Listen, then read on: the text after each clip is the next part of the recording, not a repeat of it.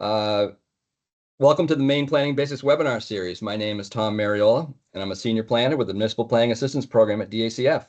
These monthly webinars are intended for those that are new to the planning profession. A reminder that these sessions are being recorded and sessions are posted to our website. I will post a link to that website shortly. Most of you have been there before. And this is, I don't know about if you guys are seeing it, it is transcribing, and I don't like that, but give me 1 second.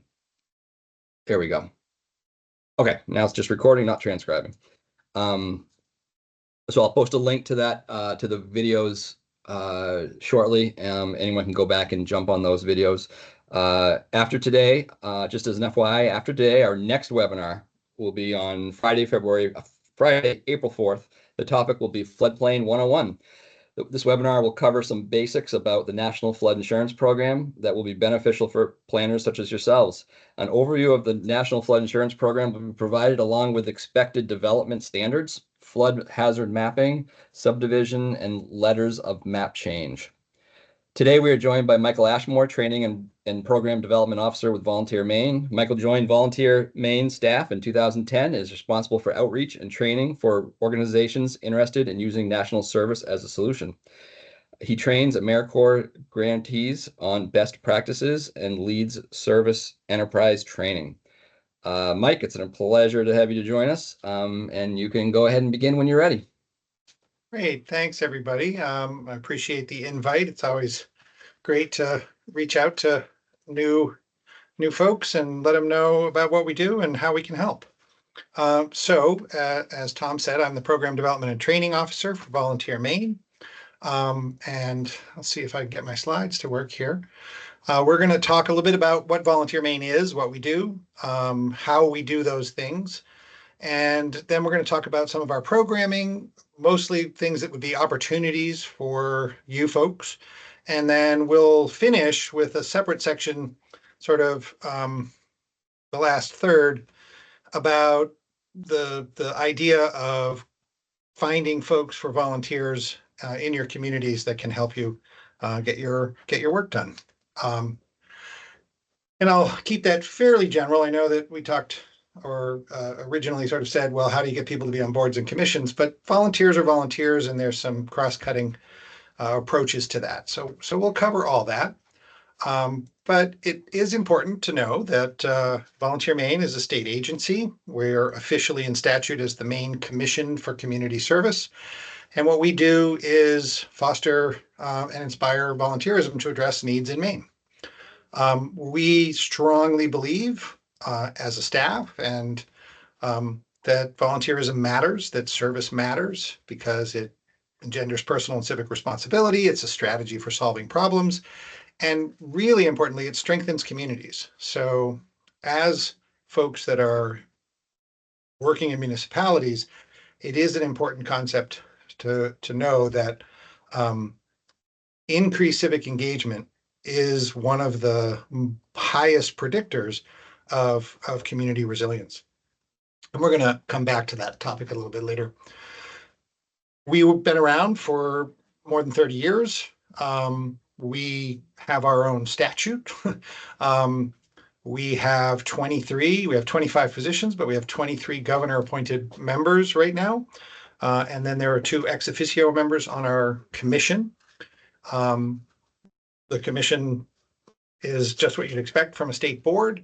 And we have to pay a lot of attention not only to the state laws, but also to federal guidelines, because a big chunk of what we do is working with federal dollars.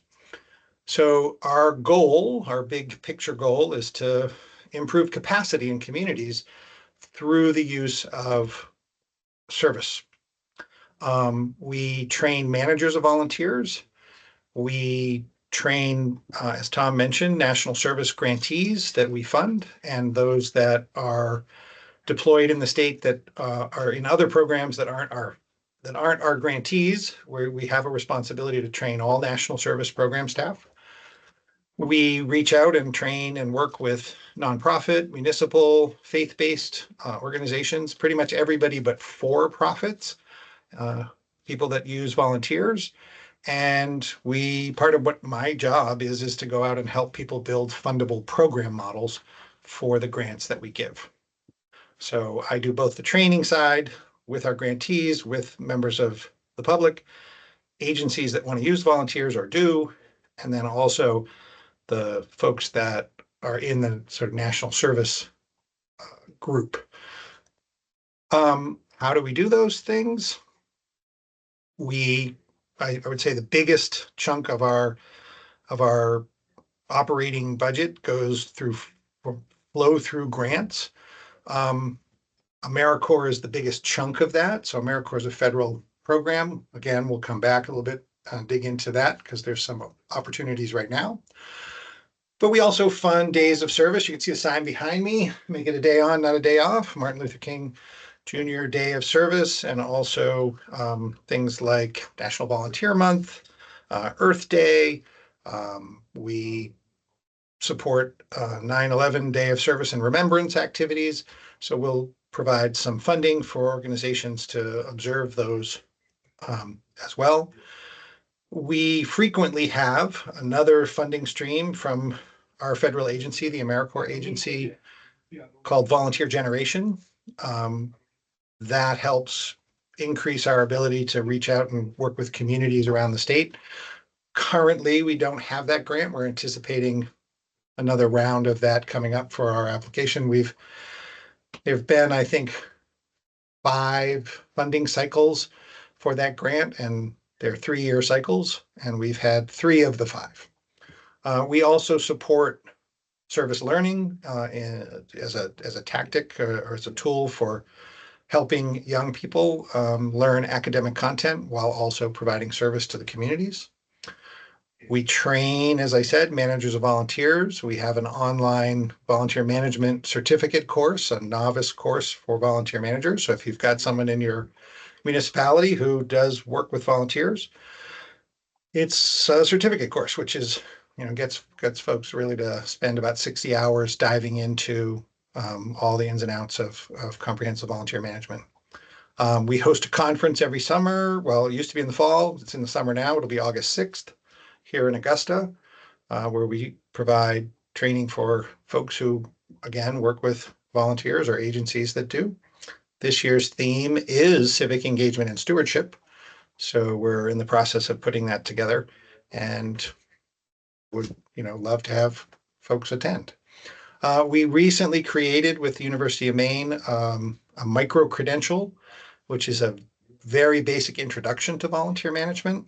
And so it's a 3-part course, one with just a broad introduction to why volunteerism matters, a second section that dives into human resource management tactics and practices for managing volunteers, and then a third part which gets you the full credential, where you do an independent project focusing on 1 or 2 of the standards out of the 9 that are introduced.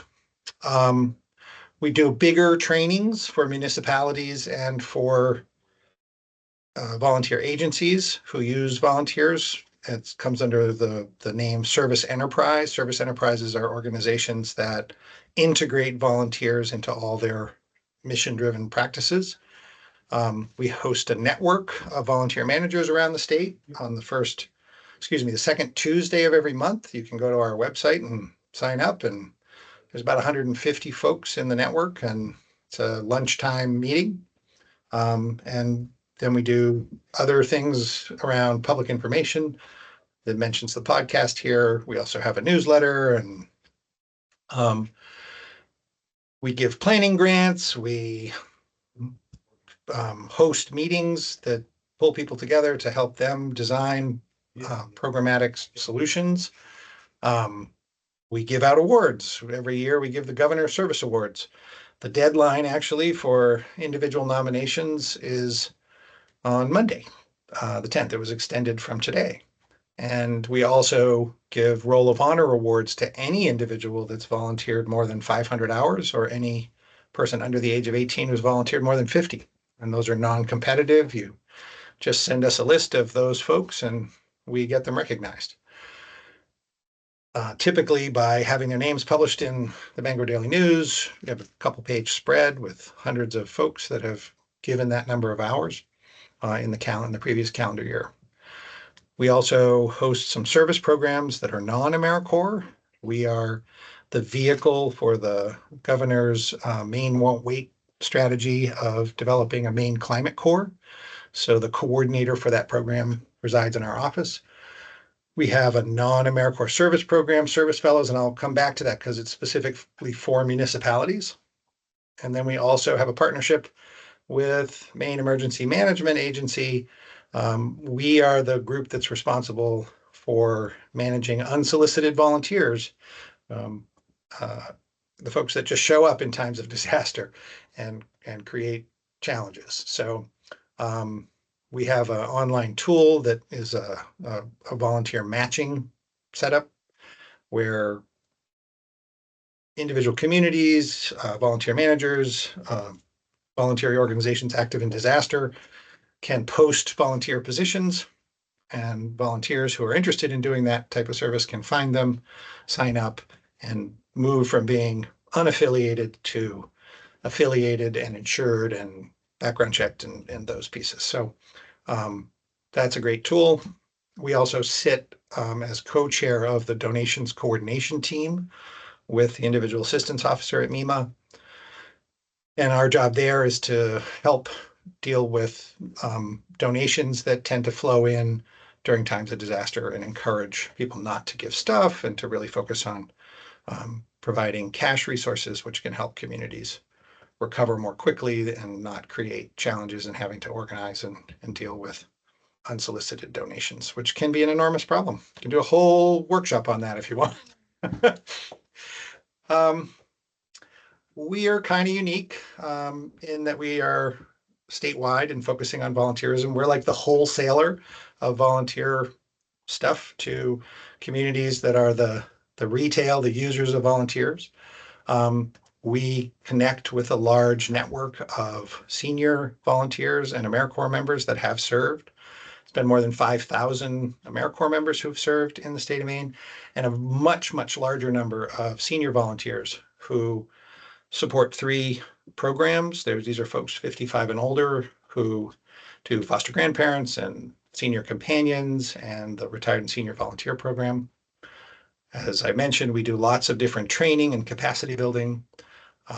And we pull together people all the time from really different circles and get them to start collaborating and work on shared projects. And we have some examples with municipalities that are good. So all this is a lot of stuff. We have our own website, as you might gather. It's a little different than most other state websites. It's not doesn't look like the standard format, but you can see across the slide here that there's opportunities around people who want to serve, people who are volunteer leaders that want the training and other supports, information about the commission and our monthly meetings, our grants, the offerings that we have, the MEMA relationship, the awards and events, and then the various service programs that are out there. So encourage you to go to volunteermaine.gov and poke around. You'd find the Volunteer Managers Network under Volunteer Leaders, and there's a sign-up form there. Just to give you a little bit more background, we are sort of in the center, as most state agencies are, and most municipalities are, in the middle of a big web of interrelationships. So tried to create a little bit of this web design piece. As I mentioned, we are here at the center and we have relationships with AmeriCorps because we fund and support their programs. We're part of a network on the left of service commissions. There's 52 in the country, 49 states plus DC and Guam and Puerto Rico. We have a nonprofit foundation whose purpose is to support our programming. So it functions as a fundraising arm and coordination, but the purpose of the Maine Volunteer Foundation is to support the programs that we operate. We are, even though we're a state agency, we don't have budget authority, so we don't appear independently in the state budget. And that's why we are under the umbrella currently, of the Department of Education. And as of July 1st, we'll be moving into the Maine Office of Community Affairs with Tom and his group. We were part of state planning before we went to education, but we're not really part, right? So we are an independent commission and agency. We just need a fiscal agent so that we can have our positions and our dollars appear in somebody else's budget. Obviously, we are, as a state agency, we report to the legislature. The committee on state and local government is our oversight committee. But because of our funding relationship right now, we also have a relationship with Education and Cultural Affairs. And then we coordinate with other state agencies. We've got a current grant in collaboration with the Department of Labor. We work with Health and Human Services around a variety of projects. As I mentioned, we work directly with MEMA. And then, like every other state agency, we have a fiscal relationship with the administrative and financial services, and they provide, the shared accounting and HR and other stuff that, building control. We get our space. So we're like many others, kind of confusing if you look at us without the right lens. But the idea is, as it will be for all of the Maine Office of Community Affairs, we try to be a one-stop shop. So if it's about service or volunteerism, give us a shout, and we'll come to help. We're a small staff. We have an executive director. We have a compliance officer who manages our grant compliance. There's me, the development and training officer. We have a PIO. We have a half-time person who helps with the finances. And then we have two other positions. One is our program officer for special initiatives. That's the person who's primarily focused on the Climate Corps work. And then our volunteer services coordinator, it says vacant, but we actually just offered the job to a person who should start shortly. And that's the one that operates the Maine Service Fellows programs, and also a couple of grants that I'm going to talk to you about because there are opportunities, I think, for municipalities as well. If you can't find us, again, go to the website, look under commission. There's staff. Our contact information is there. So we want to be easy to find. And I'm going to ask you all to stand up and shake your legs out so that you don't have deep vein thrombosis, because I've been sort of hollering at you. Take a pause here. Questions about what we do?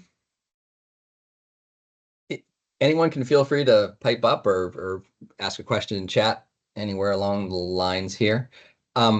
You're probably going to get to it. Two words you said caught my attention about halfway in. Planning grants. Are you going to get to that? Yes, we are. Okay. So the next section, I'm going to talk about some of the opportunities that we have that are out there. And I wanted to get those on the table before we talk more specifically about recruitment, because, as I said, we do lots of different things, and some of it is funding and some of it is support through training, and municipalities are certainly part of the group that can and does benefit from those opportunities. So any questions about the commission?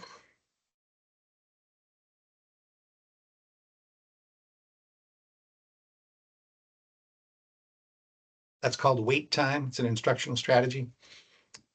Gives the introverts among you time to process the question. All right. I hope you all did take a quick stretch. That's important. So let's talk a little bit about some of these opportunities. So we have things that are really great for municipalities. So AmeriCorps NCCC grants can be really, really useful. We have AmeriCorps program grants that we fund directly. We have the Service Fellow program, which is specifically intended to support municipalities. And then, as I mentioned, we have our network meetings. We do this fairly large scale service enterprise training for organizations.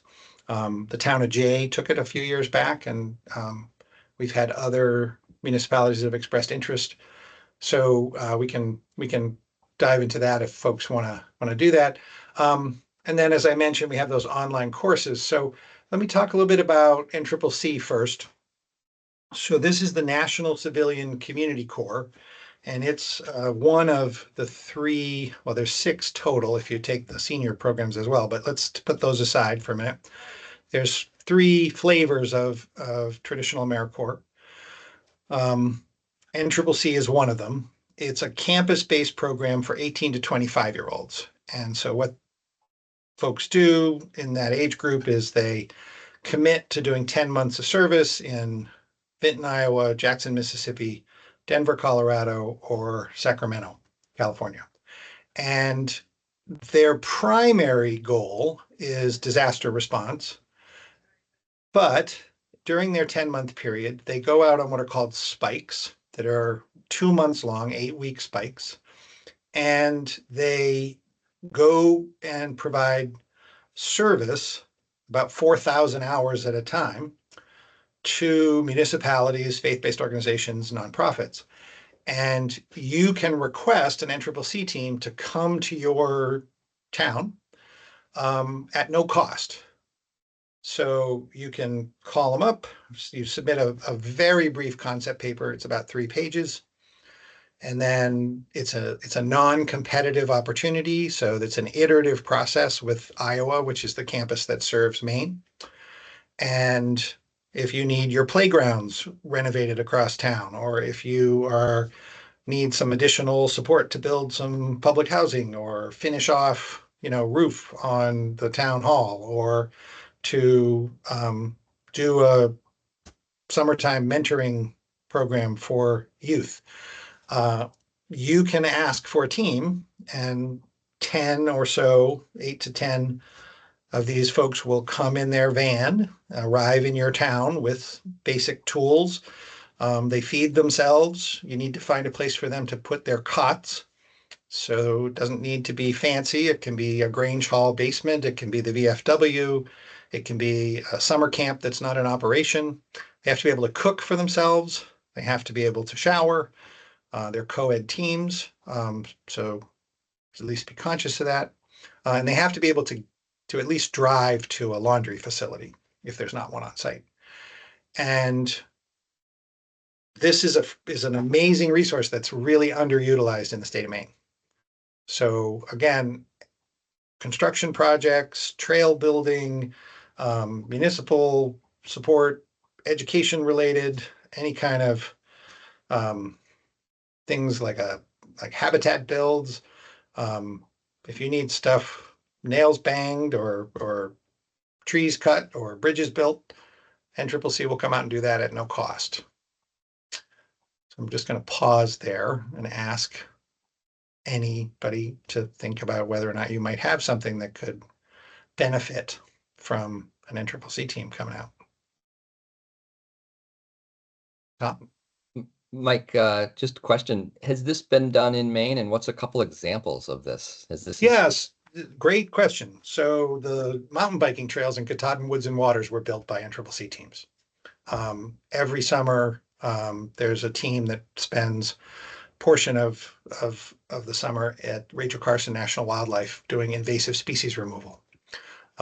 We've had teams in Rockland and in Bangor doing habitat builds. The waterfront park where the folk concerts in Bangor was basically constructed by NCCC team.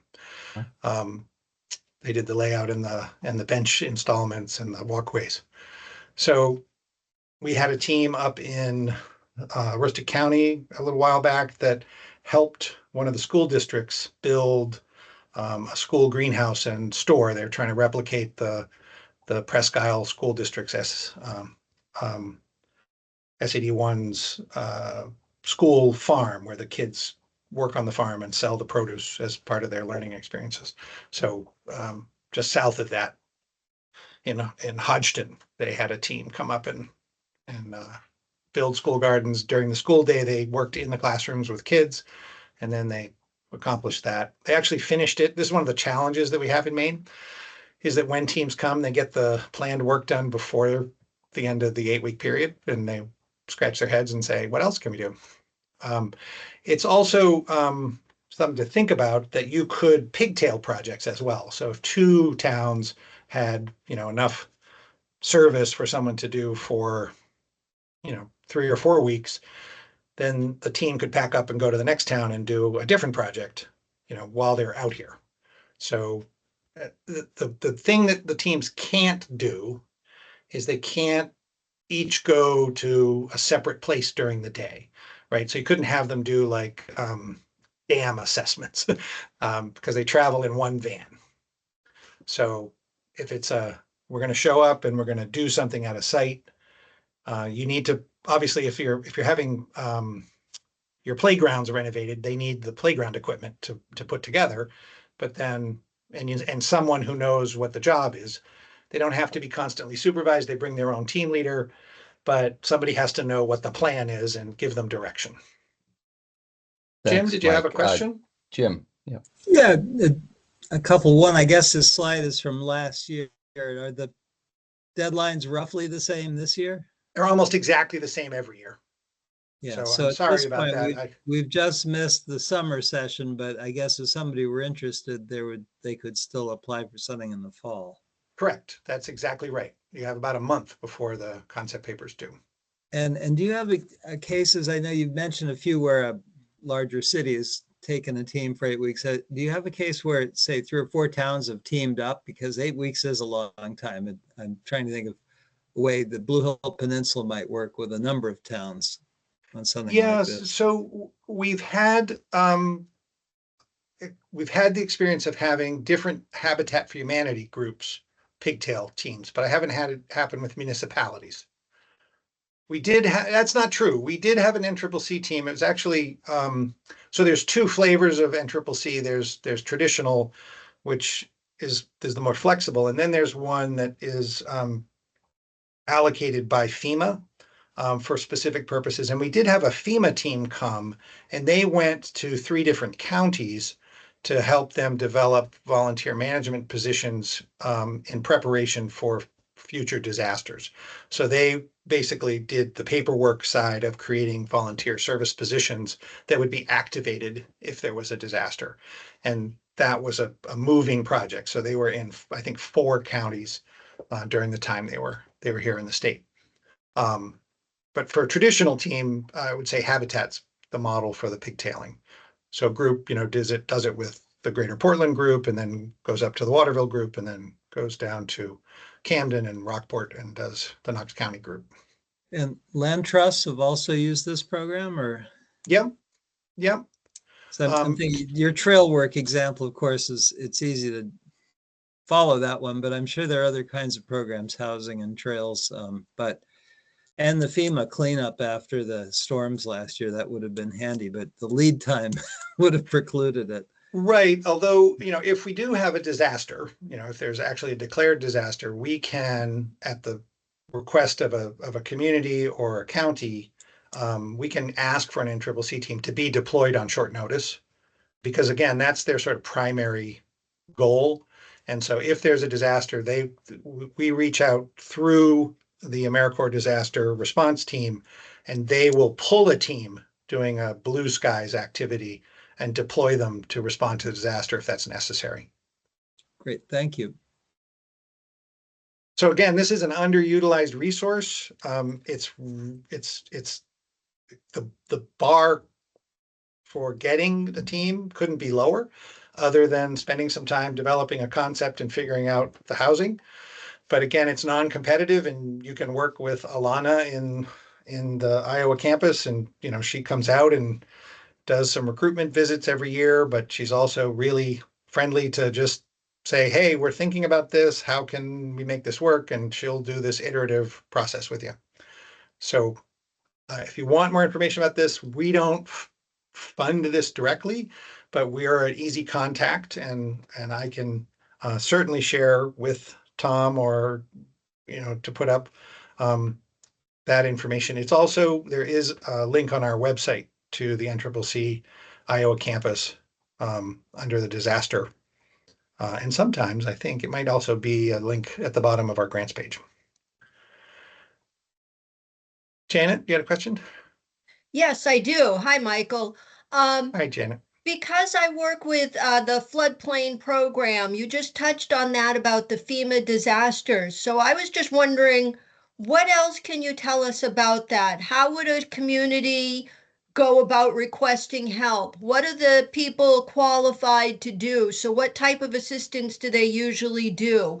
Um, this kind of comes into our like a substantial damage plan that we have to be aware of.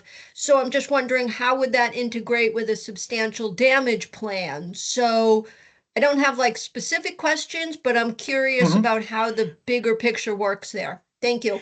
Yeah, so the process is very straightforward. You would contact our office and we would reach out to the disaster response team at AmeriCorps and outline the need and the projected sort of estimated, need, in terms of how long and how many. Obviously, for bigger disasters, it's, I think there are still teams being deployed to Puerto Rico to help with Hurricane Maria recovery. But we also sent a team out to Guam to when they were hit by a cyclone a couple of years ago. So NCCC teams do have basic training and some basic tools that they can bring with them. That's not extensive, but they have received training, FEMA training. Everybody gets basic organizational understanding of the incident management system and that type of understanding, so they know what they're stepping into. Teams tend to do debris removal, mucking and gutting, and also volunteer management and organization. So if you remember, I don't know, half a dozen years ago, there was a big tornado in Joplin, Mississippi. It was an NCCC team, was the first federal asset. They were there, the following morning. They set up a volunteer reception center, and within the first month had processed 90,000 volunteers. So that, meaning they bring them in, they attach them to responding organizations and make sure that those folks aren't just wandering around with their chainsaws hurting themselves on the down power lines. So they do that type of response. And they do have basic understanding of what those operations look like and who's in charge when they land on the ground. And we can typically get a team here, within a week if it's something significant. Again, they still need to be supported with housing. They got to, and they're not fussy, right? So again, they bring their own cots. There's a closed summer camp nearby because it's winter, they will suffer with the cold and build a fire and make that work. So they're very flexible, and again, just a really unique opportunity, especially for municipalities who often struggle getting that next thing that they've been trying to accomplish off the ground. Or if we just had another 10 people to help out, we could really move this forward. But it's often hard to find other folks. And what's nice about having an MCCC team is that it's also a focal point in terms of, say, media or local awareness, and that can bring other volunteers into help them out. And they're really good at encouraging that and then also managing those volunteers. Habitat for Humanity is a really good example. They come in, they participate in a build, but they also assign one of their members to go out and increase the number of people that come for certain days during those builds. Does that help, Janet? Yes, it does. Thank you. So if a community is struggling, they just give you guys a call and you take care of it from there. We would help them, we'd put them in contact with the right people. Yep. Okay, I'll keep that Yeah. in mind. Thank you. Yeah, it's a very useful tool. So one of the other things that we do a couple times a year is we offer AmeriCorps Operating Grants. And so AmeriCorps grants are a little different than most other federal funding in that what you're being awarded is a group of positions. And then the grant itself is money to support the people in those positions. So we actually have a competition that opened yesterday. And so we have two different opportunities under our formula umbrella. One is for what we call the Maine Rural State AmeriCorps program, where you can request between 2 and 5 full-time equivalent positions. And for each of those, you get $27,000. So, two of them is a grant of 54,000, and a grant of 5 of them, you just do the math. And then that money, a portion of it, a significant chunk of that would go to a living allowance, and then a FICA match and some insurances. And so again, the grant funds those costs. The other costs of the project are covered locally. So there's lots of different types of service that members can do. The pink box in the lower right here on the screen gets at that, right? So there's the 7 dwarfs there: disaster services, capacity building, economic opportunity, environmental stewardship type work, climate related, things that make people healthier, education, and services to veterans and military families. And so, some examples: we had a grantee that was addressing opioid misuse disorder by creating a project where people with lived experience in that area received opioid recovery coaching training as part of their service, and then went out and worked with more fragile individuals to help them stay on a path to recovery. We have had programs that helped new Americans understand how sort of school works in a mentoring and support role. We have program with Agriculture, Conservation and Forestry Department, the Maine Conservation Corps. It's been around for years. They do environmental stewardship, individual placements, in some cases to help people develop plans, resiliency plans. But many of those folks get placed with environmental organizations like land trusts.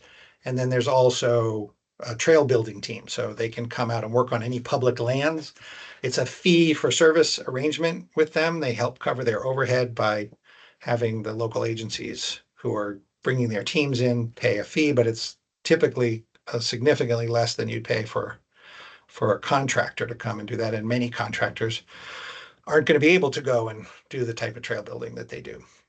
We have a program that helps bring people in to Maine's legal field. They are trained as legal navigators. We have a program that does municipal resiliency planning with Greater Portland Council of Governments, and their 12 members are placed with municipalities to do in their service area to do resiliency-based plans. And so each grant is for 3 years.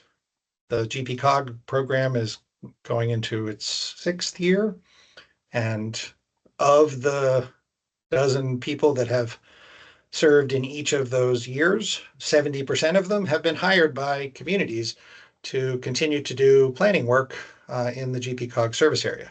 So one of the hidden benefits to AmeriCorps service is that typically over the last dozen years or so, half of those members that serve in Maine have come from out of state. And of the folks that have done that, half of them stay in the communities where they served and settle, and they're typically college educated, young, highly civically engaged individuals. AmeriCorps brings 70 to 90 of those folks into the state every year who settle here. As I said, we have a brand new competition just opened. The other opportunity, so there's the 2 to 5 member mini program, and then there is funding for a larger program if you wanted to, like, let's say your county applied and they asked for 15 members, and then they could, as the host, place an individual member in 15 different towns. So you could do it as a partnership as well, with an intermediary who is the funded agency, but then who places individual members or pairs of members, however you wanted to design it, with other folks. And I'm happy to talk more about this opportunity. You can go to our website on the grants page or to the procurement page for the state of Maine under the grant side, the RFAs rather than the RFPs. And I think the top 2 on the list right now are our 2 opportunities.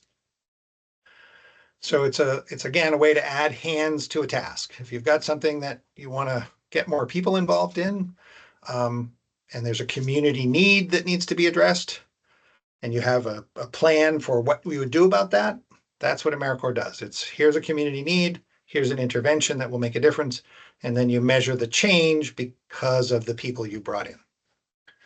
So unique opportunity there. Questions about that?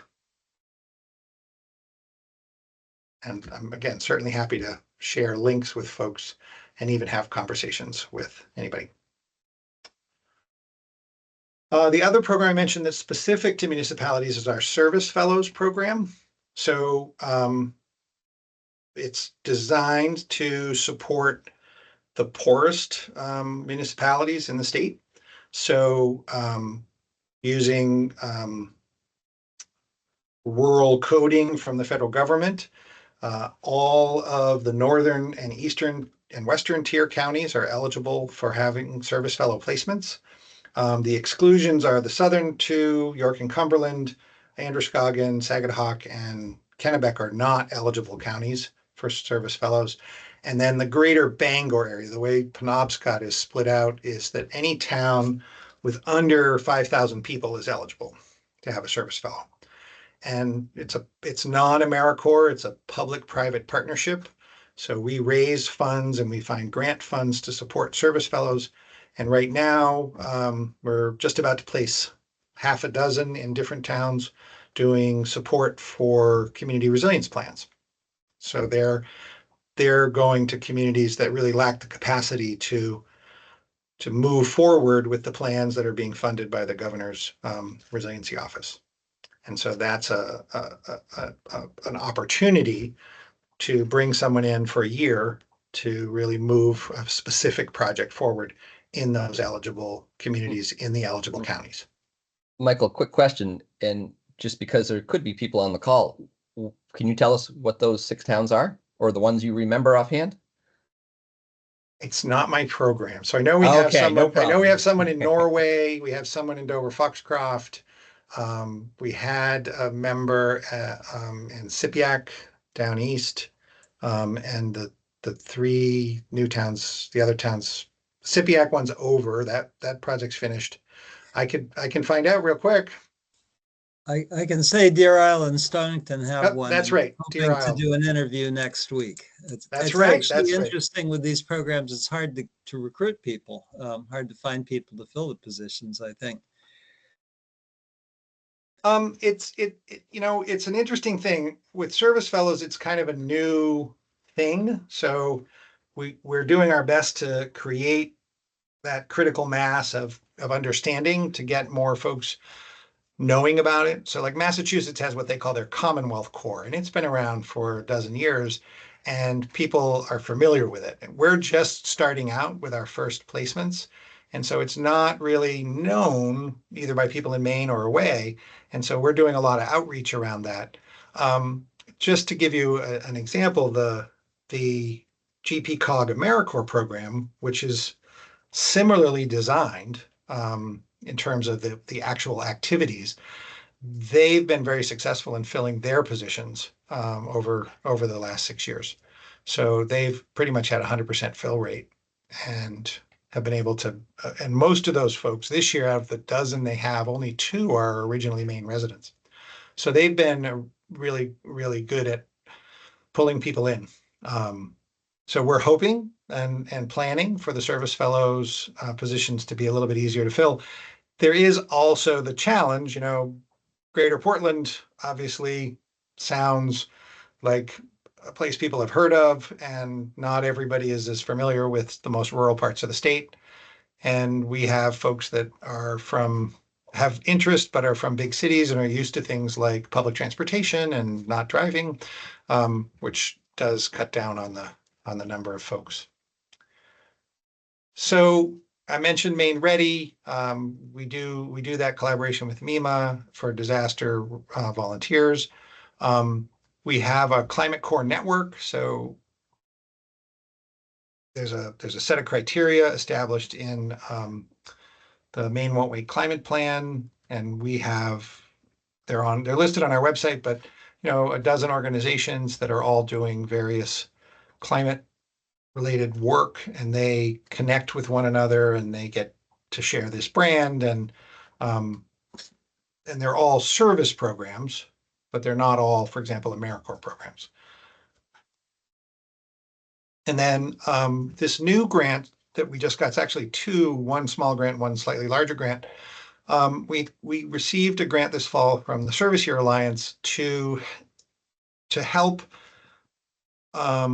develop particular pathways in combination with a handful of other states to how to move people from climate service positions into employment in that field. And then just recently received a larger chunk of money in combination with the Department of Labor and the Governor's Energy Office for a National Governors Association grant, which is to develop policy in the state that will help move people from service to employment. And so the idea is, how do we articulate the relationship between service positions, and then how could people get credit for that being a pre-apprenticeship or even an apprenticeship, or can it be a pipeline into apprenticeships? And so we're just starting meetings. The Green Employers Learning Cohort was a partnership with Maine Municipal Association, although their lead person just dropped out. But we are working with some of their identified contacts to continue those conversations. So folks with in municipal sewer, municipal water, and municipal transportation are starting some focus group conversations. And we are looking for more folks to be engaged in helping us map out really three different things. So one is, what are the jobs that you really need to fill? And then what are the credentials that would help people move into those positions? And then how do we find that similar work in our service programs, or how do we create service programs that can help deliver that? So, an example would be a weatherization project where an AmeriCorps team goes out and weatherizes elders' homes to save them money and help reduce the carbon impact, but then also gets them certified in a variety of weatherization and home assessment kind of credentials that could then either help them be entrepreneurial and open their own business, or join, one of the organizations in the state that offers those services. And our conversations with the folks in the water departments is really about how do we also introduce youth to the fact that they could actually have an impact on climate by doing work in their local municipality in the sewer and water field, because young people just don't know that that's even, one, climate related, or two, something that is a career goal. So that's the idea with these two grants. And we're looking for partners. And if it's something you want to be part of or engage in that conversation, or we would love to have you participate. Question from Judy. Yeah. Hey, Judy. Hey, Michael, thank you for this. There's just a ton of information. I've got a comment and a question. Too much information, I know. Yes, I mean, there's just a lot, but opportunities for follow-up, I'm sure, on your website. One comment, the Pleasant Point community, Native American community, is pronounced Sabayak. Sabayak. Sabayak. I said it, and I apologize. I actually did know that, and right after I said it, I realized I'd made that mistake and didn't correct myself. It can be touchy that it's pronounced properly. It's like Tom's last name. It is not pronounced the way it is spelled. Let's put it that way. It took me 20 years to pronounce Tom's last name. Anyway, the question I have is, there is nationwide, and Maine is no exception, a lack of volunteerism on local fire and rescue operations. And I'm wondering if you have, and I mean, these aren't necessarily going to lead to jobs, some might, but it is kind of a lifelong volunteer opportunity, and it does require training in order to be a firefighter. But I'm wondering if any of your programs are focused on, building that pipeline of volunteers, especially in rural areas. But I think it's an issue everywhere. Yeah, there's no question. And to answer your question, I have sort of two responses. One, we did provide a planning grant to the Maine EMT group to move forward with that exact thing: is how do we help people move into roles with volunteer fire and volunteer ambulance services, and in particular help them understand the challenges related to opioid misuse disorder. And so there was one, get people in, which is typically a component of most of our service programs, and then the narrower, what's the need in the community that's being addressed, was focused on opioid misuse disorder. Sadly, the director of that office took a job in Washington, and they returned the grant, so it didn't end up moving forward. And that gets to the second half of my question, which is that we don't create the programs. We are dependent on the community developing an idea and then working with us so that we can provide the funding for it. And so I have had conversations with folks in public safety. I've had conversations with a couple of legislators who have that interest as well, to find a pathway to bring people into volunteer firefighting. We can certainly add it to the NGA planning work and develop conversations around it. There are some training and support through our community college systems, particularly in southern Maine, that offer fire science trainings, and they could be rolled into an apprenticeship type practice. There's even some state funding that supports people in those programs to get paid to do that studying. And so that's an incentive to sort of move into the field. The sad part is that it also tends to incentivize people to move out of rural communities where they've been doing volunteer firefighting to professional firefighting in larger towns. And so I don't have control over that, but it's, you develop a pipeline and there's always unintended consequences as well. Understood. Great. Thank you. But again, we would love to have more conversations about that. I mentioned the network, and our service enterprise training is designed for organizations that want to really ramp up their volunteer usage and to think about volunteerism as a core component of what they do. And I will say that working with municipalities is always really interesting because in many cases, municipalities don't see themselves as organizations that utilize volunteers. In fact, they often report, we don't have volunteers. And yet they have volunteer fire programs, they have volunteer ambulance services, they have volunteer recreation programs, and often have hundreds of volunteers that support what happens in town, but they don't necessarily perceive that as something that they have agency in. And so service enterprise training allows you to bring together a team to really envision how to take control of that volunteerism landscape and to make it more intentional and more designed, and then to get more out of volunteers as well. So just questions before we move on to the final third. Encourage you to shake your legs out again. Jump up and down. So we use terms in volunteerism in our parlance that's worth knowing. So we sort of divide them into, there's folks that do national service and programs like the Service Fellows, where the volunteer is similar to what happens in a program like Peace Corps, right? Or NCCC, you give a year or a full-time commitment over maybe a shorter period, but you're getting a living allowance. It's typically less than a wage.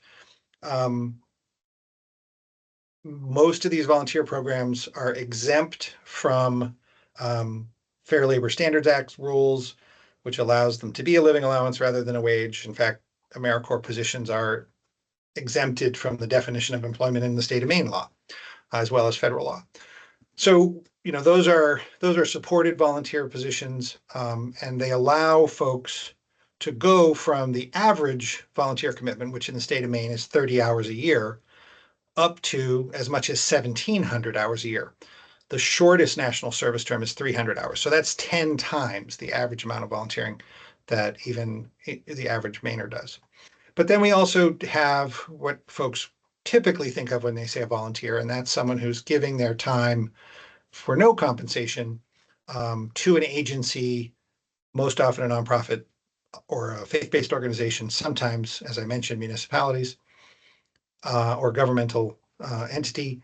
And then there's also informal volunteering, or what we typically call neighboring, and that's when you go help Mrs. Jones next door get her walk shoveled because she's elderly and can't do it herself, and you just sort of adopt those folks in your community who need support.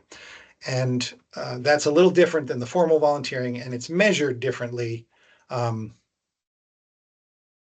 by the census, which does a semi-annual calculation around the rates of volunteerism. And Maine has typically done very well in those areas. And I'm not going to spend too much time on these slides, but we're in the top 10 now for informal volunteering. Until the most recent report, we were in the top 10 in both formal and informal volunteering. And so Maine does have a culture of volunteerism. And as I mentioned earlier, communities that can activate civic engagement, including things like meeting attendance, social club participation, voting, volunteering, those communities are noticeably and documented to be more resilient. They come back more quickly from natural and economic disasters. And at one level that makes perfect sense. If you're not afraid to talk to your neighbors, you can collaborate and coordinate when things are tough. And so it is really important to think about how to increase civic engagement in your community simply for the health of the community. So it's worth spending time and energy on. It's also really important to note that people who engage in volunteering, who are also looking for employment, have a much easier time. And it's inversely coordinated with their level of education, which is, I think, sometimes the surprising fact for folks, that somebody with less than a high school diploma or a high school diploma is 60% more likely to be employed if they volunteer. But even somebody with a graduate degree is 40% more likely to land a job. And so why is that? It's because often hiring involves sorting people by their educational achievement level. And so people with those lack of high school diploma or low educational achievement don't make it through the filter, the initial filter. Whereas if they're volunteering for an organization already, people see their work ethic, they see their abilities, they're familiar with them, and that's why volunteerism can be such an amazing path for folks into employment. Again, another reason to bring it in as an element to really focus on as you're thinking about your planning for your town. So as we think about how do you get more volunteers, one is to stop thinking about them as volunteers and start thinking about them the way you do all the other human resource assets that you manage. Volunteers are simply that, right? They're unpaid, but they are offering their time to accomplish things related to your mission. So they're doing the same thing as your paid employees, you're just not paying them.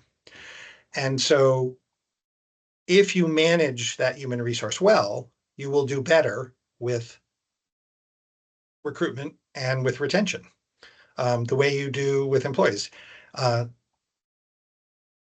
only 7 out of 10 volunteers in the state of Maine come back for a second shift. They knock on your door. They say, I really like what you do, and I'm so passionate about it. I'm going to give you the equivalent of what's now almost $30 an hour in effort. And I want to do that because I like what you do.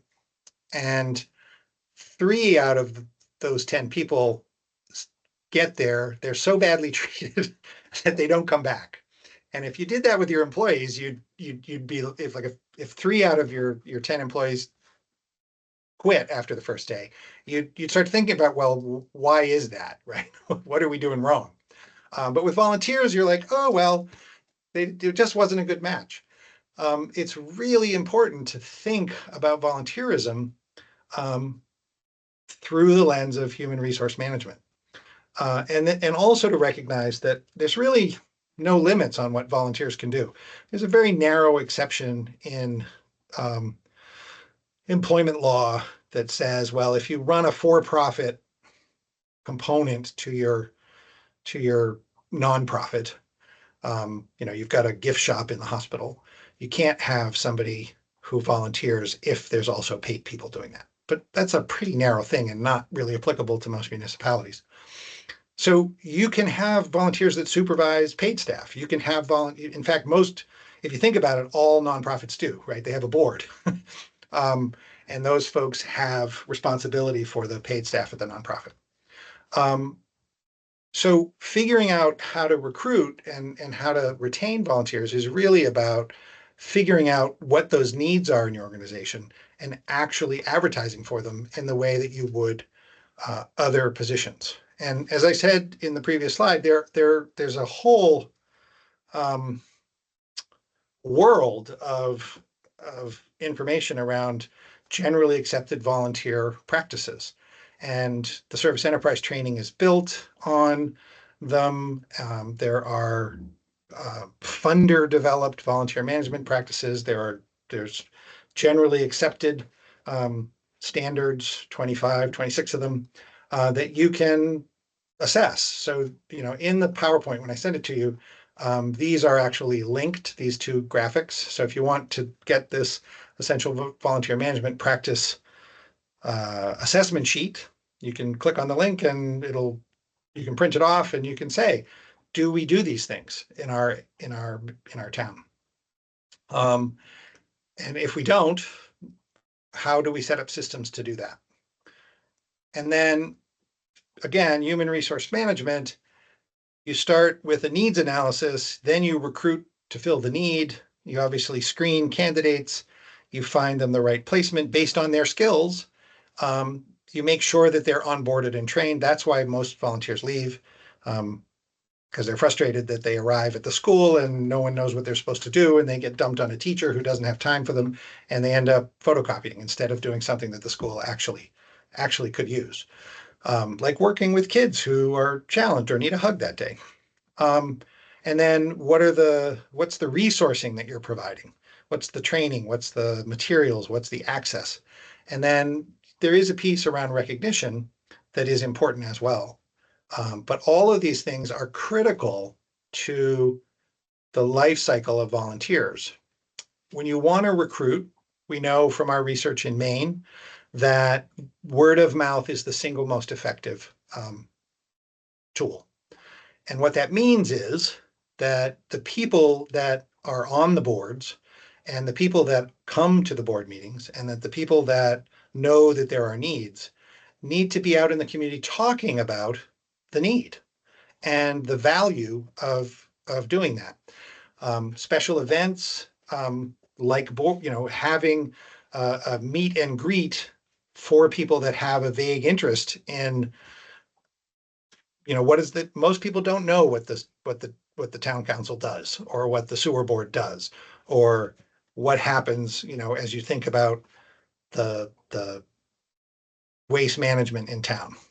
There's a core of people that tend to be passionate about it, but there are others that would do more if they knew. So spending time to host folks, you bring people in for the pancake breakfast at the fire department, and the kids love it, but are you also actually talking about volunteer needs when those events are happening? And then, and the flip side of bringing people in is to go out, right?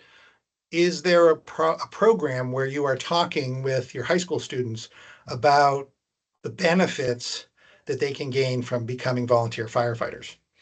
They know that, almost every high school kid can tell you that there's a value in high school sports or being in the band.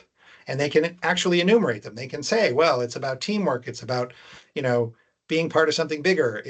And those things are also true of volunteer firefighting. But is someone going out and having those conversations and then creating situations in which kids can internalize that? Then there's the traditional, right? You have a position and you post it. We do that for jobs. Really effective volunteer organizations also do it for their volunteer positions. They literally post the job.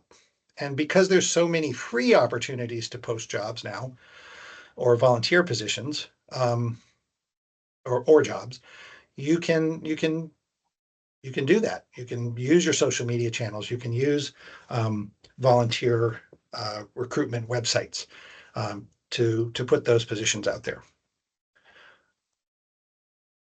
Effective recruitment is really about telling the story of the need, right? What's the problem?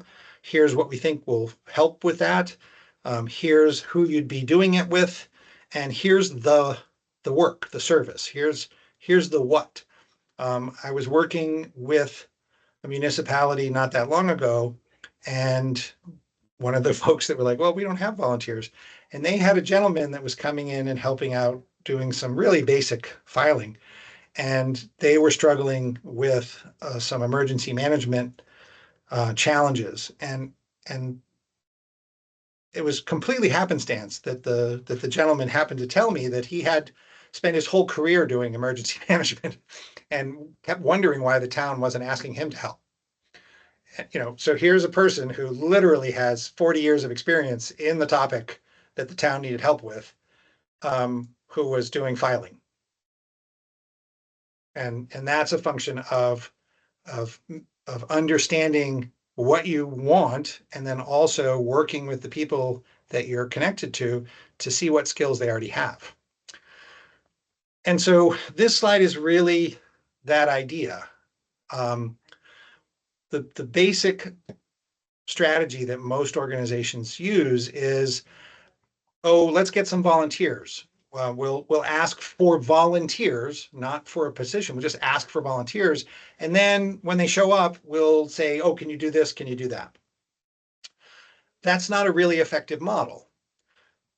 It gets better if you bring people in, or you have screening that says, what can you do in addition to what do you want to do? And then you actually fit them into assignments that they have skills for. That ratchets up the use, highest and best use of the volunteer skill set. But really the top level is doing the needs assessment first, and then actually recruiting people with those skills to do that volunteer job. I would say it's very rare in the state of Maine to see an ask for a board position that includes what a board actually does and what skills would make a good board member. This is true in libraries. It's true in the select board. It's true, it's like we just sort of put the call out there and hope that someone knows enough to want to do it.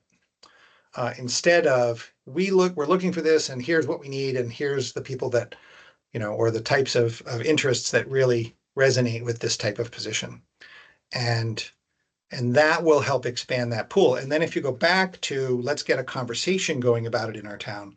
Let's use those civic engagement strategies to engage more people in the conversation about awareness of the need, awareness of the tasks, and then really letting people know that it's a need that needs to be filled. And then also thinking about who are the people that are likely to be feeders of those positions going forward. So are there people moving into town who you can engage and say, hey, we've got these open positions and we'd like to bring you in? There's often resistance to that. We don't want the new folks doing the planning. We want people that know the community really well. And so you're literally cutting off a vibrant opportunity for people to get to know your town better and to help the town, because that resistance to change sometimes becomes an impediment to letting folks come in. And volunteers are guilty of that too. We've always done it this way. We don't want to do it a different way. So, you know, you alienate the new volunteer because the cranky old volunteer won't bring them on board. What we know from research is that the biggest impediments to effective volunteerism is a lack of organizational planning. And then secondary to that, but right up at the top also, is that the staff, the paid staff, isn't actually trained in how to work with volunteers. No one spends the time and energy to help them help volunteers, or to give them the benefits of the volunteers. So if you're not investing in volunteerism, you don't get the results. And another research finding is that when you do spend money on volunteer management, you get $6 back for every dollar you put in on average across the country. So it's money well spent, but it does take investment. And those volunteers that you already have, they feel alienated because they're not included. They're not asked to come to organizational meetings, staff meetings. They don't know what the big picture strategy is because no one's telling them. They don't know what the manager or their supervisor expects of them, partly because the manager and supervisor often isn't trained, and partly because, again, they're often just dumped on people. Oh, so-and-so's here to volunteer. We don't really know what they're going to do because we didn't really have a position to fill, but we don't want them not to volunteer. So let's just throw everybody into a tizzy trying to fix it. Your volunteers are your best communicators. They're the word of mouth. So if you have volunteers, you need to make sure that they feel appreciated so that they go out and say, boy, I had the best time volunteering. You should come and do this with me. It's really amazing. And they're frustrated because, as I used in my example, they're often not asked what they could do when they have skills that they could bring to bear. And they don't feel that it's their place because of the culture that they're in, that they could share and say, hey, that is something I could help with. And you'll note at the bottom of the slide, these aren't problems with the volunteers. These are problems with volunteer management. And so they're correctable in organizations. All right. See, I did that with 15 minutes left. So not only can you not ask questions and get out early, or conversely, we can talk more about some strategies. And just so you know, I have the presentation. It has all the links live. I'll send it to Tom as a PDF and he can get it out to everybody and post it with the recording. And you can dig into our resources. Great. Judy. I actually didn't mean to raise my hand. Okay. I meant to do the thumbs up on the PDF. So thanks.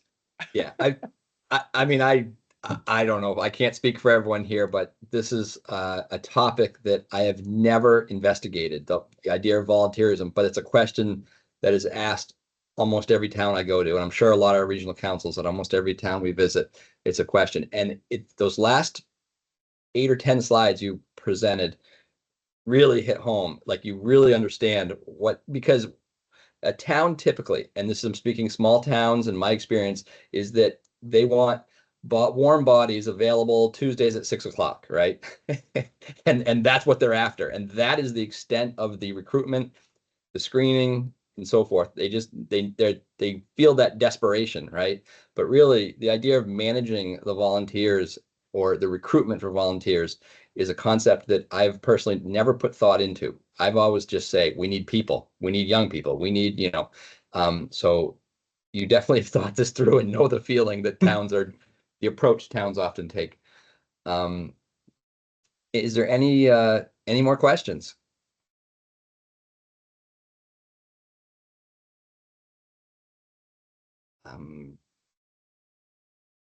There is sorry, I'm reading the chat here. Rachel Hamilton. Yeah. Yeah, excellent. And personally, the NCCC was what I'll take out of this as the most my eyes kind of lit up, because I immediately was thinking about, I think the direction Jim was thinking too. He asked a question about it, but this idea of a regional scale, filling 8 weeks, an individual town may or may not be able to do that, but I could definitely see regions wanting to jump at that opportunity. Regional councils always putting more tasks on them, but that's something that I could definitely see a regional council having interest in. Yeah, it's really important to also recognize that besides the fact that we fund programs, and I encourage you to, give me a shout and see what fits. My job is literally to come out and offer training.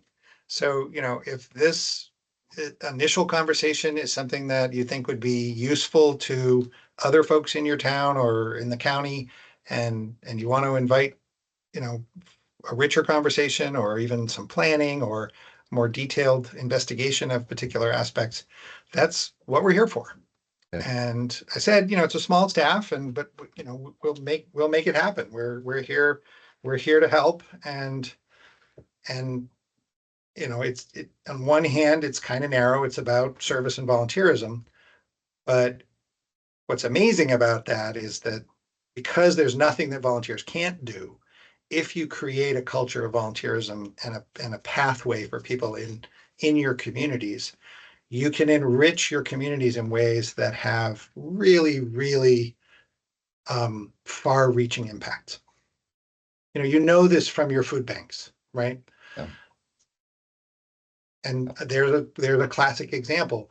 Tiny volunteer organizations that have really aging volunteers and don't really have a strategy for the next round of people that are going to help. And there are strategies for that. There's strategies to bring in people that have received aid and to train them as volunteers. And there are strategies to expose young people to the opportunity and to create, different ways of providing food in emergency contexts, so that it doesn't, again, look like it's always looked. Church basement opened on Tuesday afternoons, but are there other strategies that could make this more flexible, or take advantage of a penchant among younger volunteers to do episodic as rather than ongoing activities? But again, it's a field of expertise. It's a field of human resource management, and there are tools and standards within it. So it's great to find folks that decide to invest in that discovery. And we're here to help.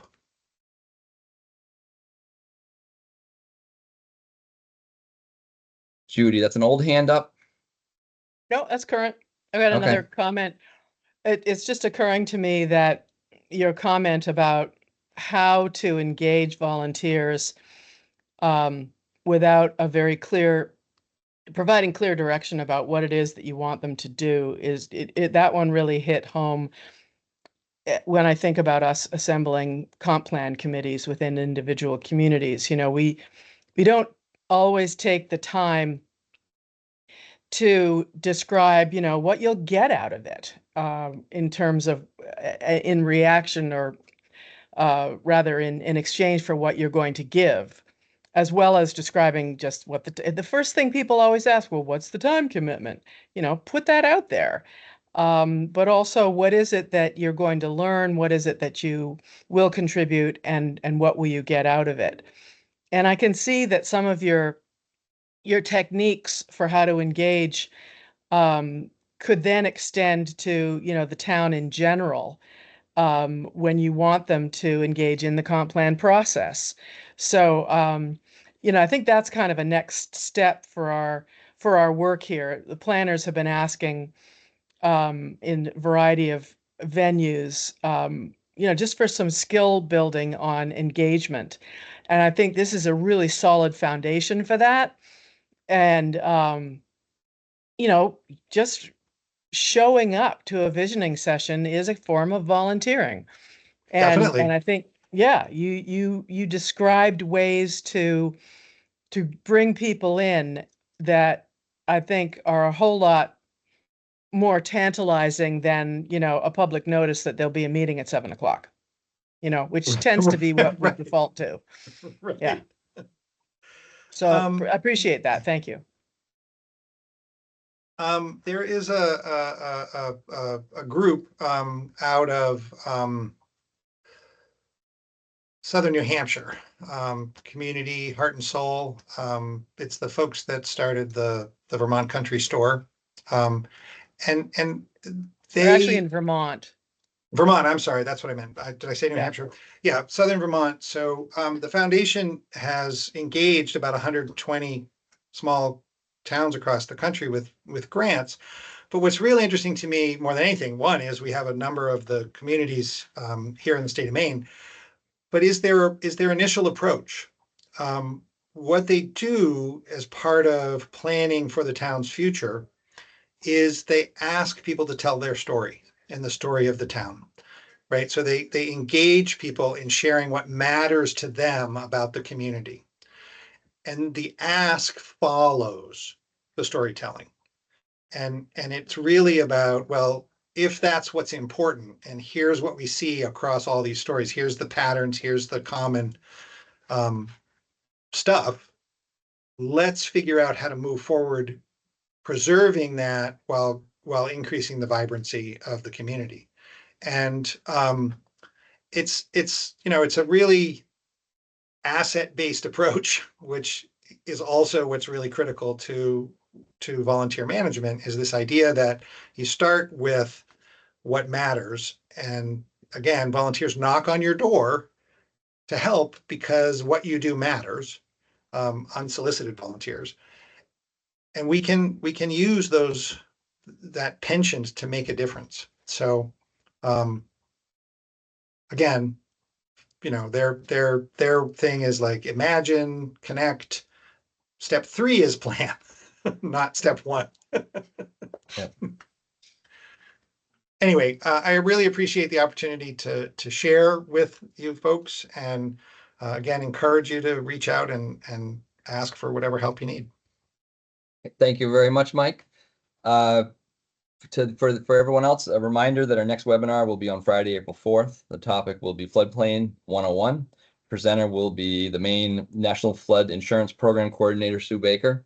I'll send out reminders likely the day before. Today's presentation will be up on our website at least by Monday. And feel free to send future topics to me at any point. We're all set. Everyone have a great day. Thanks, Thank you. everybody. Mike. Have a good weekend.